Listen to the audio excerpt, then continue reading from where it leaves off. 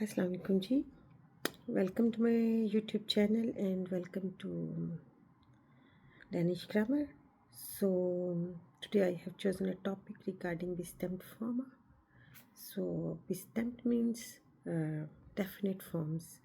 So in which you have to be. It's very important to understand about intel or flertal. So intel is a singular or flertal is a plural form. So if there is intel, blomst means flower. So to make this, it's very important to put en, which is in form. It should be after blomst. For example, blomsten, that means the flower. So same इसी तरह ski इन ट्रियट, इसमें ET word है तो it लग जाएगा, और अगर बोआ है टेबल है बोआ, क्योंकि ये भी ईटी वर्ड है सो इसके जो है बाद बोआ के ईटी लग जाएगा. सो दिस इज कॉल्ड इंटेल bestemd फॉर्म. सो अगर हम फ्लेटल bestemd फॉर्म की बात करें, how we will write it. For example, गदीना ने, गदीना इज अ कर्टन. सो गदीना अगर होगा तो वो प्लूरल फॉर्म होगी अगर ईआर लगाएंगे. मैं आपके साथ नोट्स शेयर कर दूंगी. I will share my notes along with this video so it would be easy to understand for you. So अगर हम इसके आगे जो है इसको फ्लेटल bestemd फॉर्म बनाएंगे तो हम इसके एंड पे जो है एन ई फॉर्म लगा देंगे. सो दैट मीन्स गदीना ने. सो ये इसका एक वे है इसको bestemd बनाने का. ठीक है. सेम इसी तरह फुल्ला ने, अगर दो पाँव की बात कर रहे हैं तो फुल्ला is plural form of foot, फुल. और अगर इस फुल्ला के आगे ही एन ई लगा देंगे तो फ्लोलर ने. फिया ने, फी इज़ अ गर्ल. अगर हम दो गर्ल्स की बात करेंगे तो फिया, और अगर हम bestemd कोई डेफिनेट है, नोन है, तो फिया ने.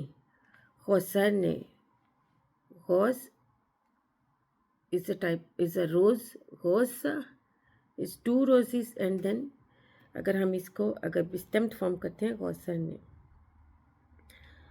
सो इफ़ अगर जो है कोई नेशनैलिटी होती है तो उसमें हम क्या करेंगे, या कोई प्रोफेशन होता है तो उसमें क्या करना है. So that is also very important. For example, in स्वेंस्का, स्वीडिश है अगर तो इन स्वेंस्का, टू स्वेंस्किया, स्वेंस्का ने. इन लेया, टू लेया एंड देन लेया ने. बहुत सारे वर्ड्स ऐसे होंगे जो आपको लगेगा कि ये सेम ही प्रोनाउंस कर रही हैं आप. सो होता भी ऐसा ही, जब हम यहाँ कुछ भी ऐसे कुछ वर्ड्स यूज़ करते हैं तो उसकी प्रोनाउंसिएशन से ऑलमोस्ट सेम होती हैं. आज यहाँ पर कुछ सनी डे है और जहाँ मैं वीडियो बना रही हूँ यहाँ पर बड़ी अच्छी सी मुझे वो धूप आ रही है तो मुझे अच्छा लग रहा है बैठ के यहाँ पर बनाना. तो इसलिए थोड़ा सा जो है फेस का जो है वो थोड़ा डिफरेंट लुक आ रही है. सो हम इसको यहाँ सेटिंग करते हैं. ओके जी. सो कुछ ऐसे वर्ड्स होते हैं जिसमें आपको words E N E add करना पड़ता है bestemd फॉर्म बनाने के लिए. फॉर एग्जाम्पल, टू फिस्क, टू स्कू, टू टिंग. द मीनिंग इज़ एक भी होगी तो फिश की होगी, फिश होगी. अगर दो भी होंगी तो फिश की होगी. अगर एक भी स्कू होता है, शूज़ होता है, तो वो एक ही होगा. अगर दो भी होते हैं तो दो भी स्कू ही होंगे और टिंग भी. सो अगर हमें इसको बनाना है bestemd फॉर्म तो हम क्या करेंगे, फिस्केने, स्कोइने, चिंगेने. तो हम ई एन ई ऐड करेंगे तो bestemd फॉर्म जो है वो बनेगी. ओके. So double consonant. इन सुट, सुटेन, टू सुटा, सुटाने. एट ग्लास, ग्लासेल, टू ग्लास, टू ग्लासिने. अब इसमें जो मोस्ट इम्पॉर्टेंट है is that to understand about इट क्लास।